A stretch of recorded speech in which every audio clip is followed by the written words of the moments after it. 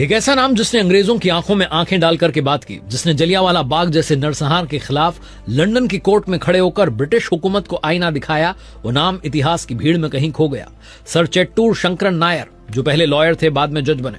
अब देखिए विरोध की विचित्र विडंबना। जिस इंसान ने बाद में ब्रिटिश सरकार को ललकारा, उन्हें उसी सरकार ने 1912 में नाइट की उपाधि दी थी। सर चेट्टूर शंकरन नायर की कहानी अब दुनिया के सामने आ रही है अक्षय कुमार की मूवी केसरी चैप्टर 2 के जरिए।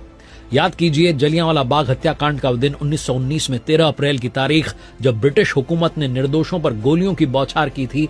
हजारों लोग मारे गए, सब लोग दुखी थे। नायर साहब इस सब के बीच में चुप नहीं रहे।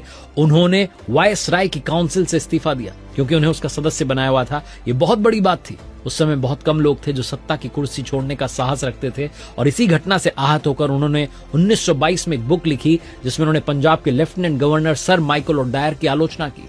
ओडायर को ये बात जमी नहीं और नायर साहब पर लंदन की कोर्ट में मानहानि का केस कर दिया।